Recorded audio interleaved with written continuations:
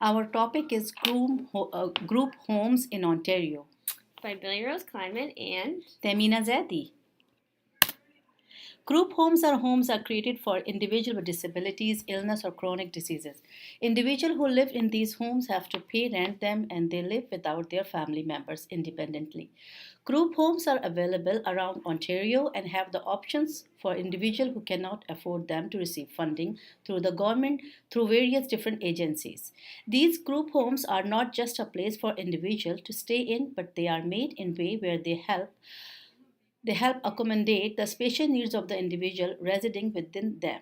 They provide a range of service from basic accommodation, care, supervision, and attention for complex and medical needs. Accommodation in group homes. Group homes are positive accommodation for individuals with disability which help accommodate the individual lives of these individuals. But just like any service within the community, there are many barriers. Firstly, the increase in population causes a barrier to individuals who want to access their homes. There are not many group homes in the community, which causes huge wait times to be accepted in to live in them. Secondly, the increase in cost in another barrier. Group homes have recently seen a rise in the rent, which makes affordability a barrier in accessing these group homes and aging parents. Lastly, the most important barrier is not being able to appropriately match individual with the appropriate group homes. In other words, when a initial assessment is conducted on the individual interested in living in these homes, they are not accessed properly. They are put into homes where their needs are not often met and they have no choice but to stay in them. This prevent from these individuals receiving the proper treatment and necessities based on their disabilities or illness. Cost associated. In order to get funding from the government, there is a huge wait list, and once an individual is eligible for the funding, there are even longer waiting period to receive the fund. And the rationale behind all of these wait time is because the increase in demand for housing than resources available in Ontario. Cost associated. Continue.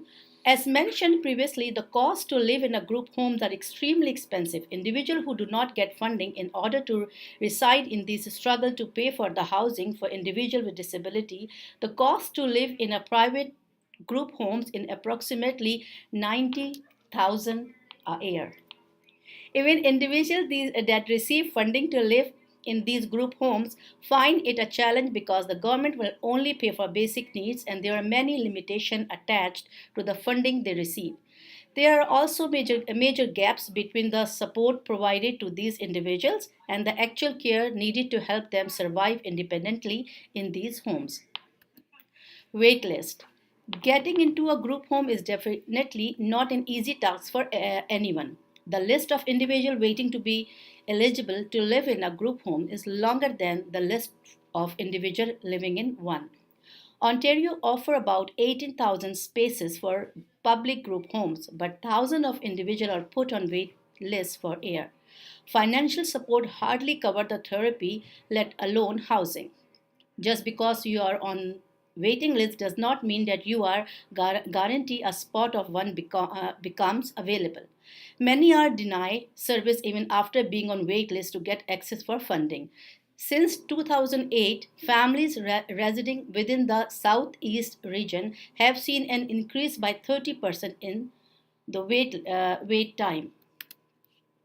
Wait lists continue. Due to extremely long wait lists, some individuals live in hospital or declare homelessness because there are rarely any place for them to live. Due to small amount of group homes and increase in amount of individual wanting to reside within them, some people are forced to wait for patients to pass for a spot to become available to them. Long waiting. Parents with intellectual disability to find a home and service start early and can last decades, and also there is no national figure on the number of people waiting for group homes. access to group homes. There's many different residential adult supportive housing options to take. 1. Custodial housing, which is around the clock supervision, assistance with aspects of daily living tasks, and medication care. 2. Supportive housing, community involvement, PSW supports, usually in a group home setting but can be accommodated for the own house.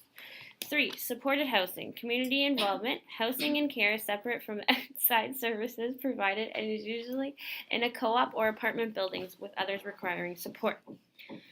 There's also different types of support group homes and living supports, individualized residential supports, best for all overall needs. It's very individualized for each individual. Access to group homes. Planning for your loved one to transition into residential housing or supports requires a lot of thinking, mainly the three factors. 1. The appropriate house and the cost around it. 2. The constant expenses for a household. And 3. The appropriate services and supports. You have to make sure the individual needs are appropriately met based on their abilities, skills, transit needs, medical needs, amusement needs, and financial needs. Ask yourself if they have developed the appropriate skills related to running a household or if they should be living with someone else. Schools are not helping to transition these young adults into full adulthood. Community Living Ontario is a non-profit organization with 117 local organizations to assist people with a range of different disabilities. It's a great start when looking for group homes in Ontario. There are 9 developmental services in Ontario divided into regions to assist families. Contact your local developmental service or agency for information on how to access these group homes and find more accommodation that works best for each individual. There is another issue of aging parents. Aging parents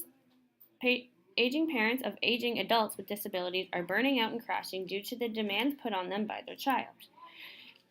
Their child's on the wait list and therefore not receiving residential group home support, and they are left to stay with their aging or elderly parents and caregivers who cannot handle it anymore. Many parents have their own health issues and are unable to care for their child with disability. The wait lists are sometimes years or decades long, leaving these parents or caregivers for a very long time while they are also aging. Parents can get tired as they are 24 hours caring for their now adult child. The parents are scared that if something happens to them, where does their adult go? If parents pass and their adult children are still not receiving residential support due to wait lists, they will be placed in facilities that are not suitable for their needs.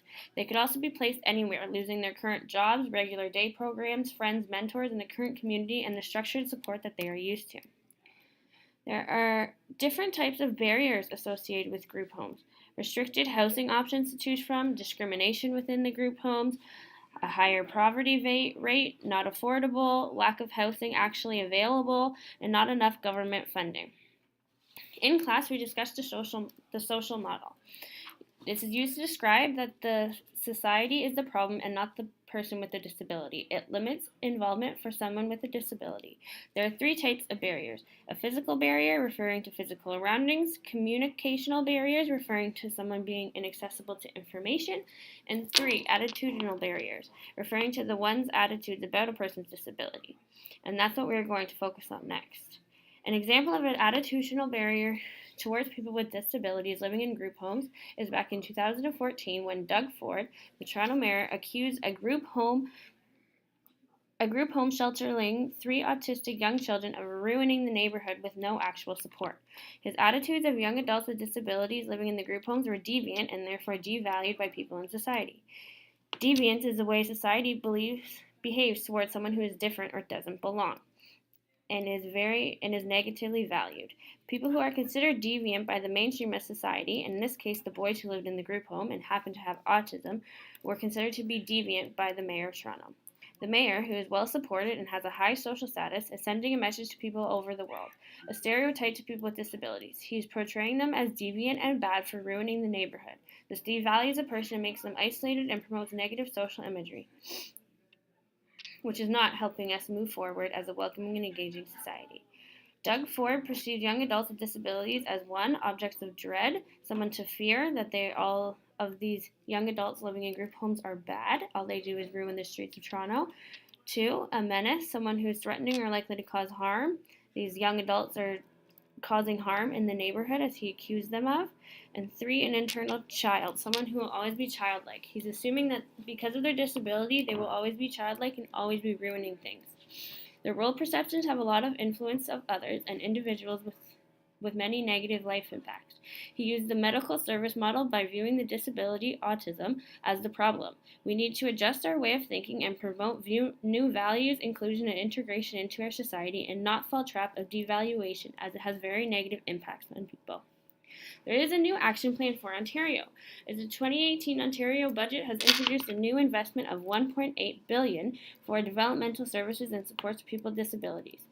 It's to improve wait lists, costs, and government funding. In conclusion, group homes are an excellent type of support services for families and adults with disabilities.